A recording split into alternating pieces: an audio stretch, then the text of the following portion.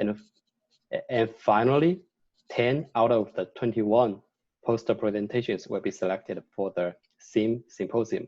And again, so welcome everybody, and let's enjoy today.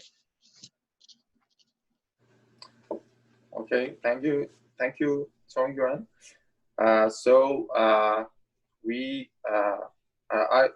Before we start the meeting, I need to say some things about how the meeting is going to be organized.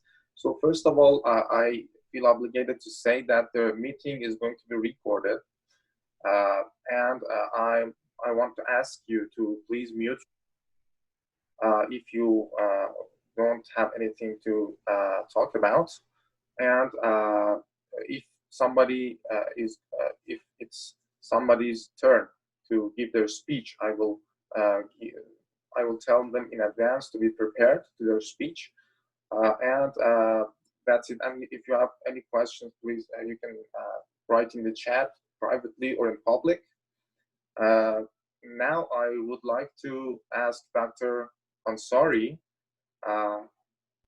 So I would like to ask Dr. Ansari, Louisiana State EPSCoR Director and SIM Project Director, to officially start the meeting with his opening remark. Dr. Ansari. Thank you very much. Well, let me add my welcome to all the students and faculty members who are present today. I am the project director for this particular initiative.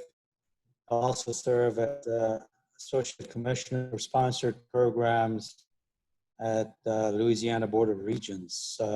So together with Professor Meng, Ramachandran, and Sprunger, co-PIs of this project, and Professor Lee, we are trying the rationale behind this particular project, the SIM student retreat, is really to give you the vital experience that you need in order to organize, manage, conduct, and run these types of events.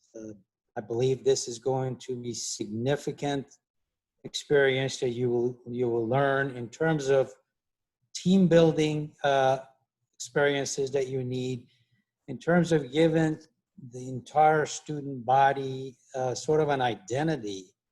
This identity means getting to know each other, to figure out where your project stands in connection to all the other projects within SIM. And the folks that you meet and you interact with, and those who have helped organize this, are going to be friends that you will have for the rest of your lives, and you will be able to connect with them after you graduate from your respective institution. These types of experiences are not taught at schools. These are the types of things that you need regardless of where you end up, whether you end up in academia or industry. You need to be able to have these types of capabilities of organizing large events. Further, you need to have the right communication skills in order to sell your ideas, communicate what you've come up with, and it doesn't matter whether you become a faculty member or work in industry.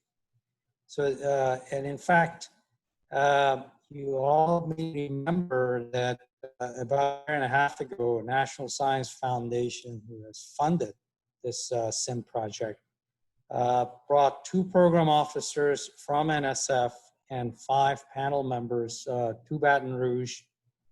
And if you all remember, those of you who were asked to present posters, you sat in a room by yourselves with the program officers and the panel members, and all the faculty members were asked to leave the room so they could interact with you to figure out, do you know what type of project you're doing and what the relationship is between your part and others.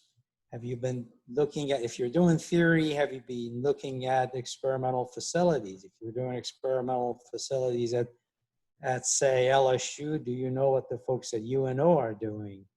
So these interactions are quite vital. And the communication skills that you will learn a little bit more about today, in fact, Professor Ramachandran is going to talk to you about, is also a valuable experience that you need to have in order to, again, to sell your ideas and communicate. You need to say what your project is, who cares about the part that you're doing, and what the significant accomplishments will be. Essentially, when you leave the university after you graduate, you need to be able to defend the project on your own. So these experiences are quite valuable. Also valuable is for you to know when you come up with some sort of an intellectual property at your institution, how do you protect that?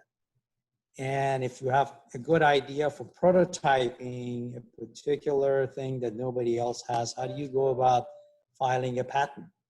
How do you go about pitching that idea to an industry who might invest in it so that you could actually end up marketing that? So all of these are important things that you need to know. And for that reason, today we have asked Dr. Andrew Moss, the Director of Intellectual Innovation and Technology at LSU, to present you with some of the valuable knowledge that you need. So with that, I wish you all the best today, and hope that you will learn a lot from today's experience, which is unique also, as mentioned, for the first time we're doing this online. All right, have a great day. Okay, thank you, Dr. Kansari, for the opening remarks. As you guys all know, that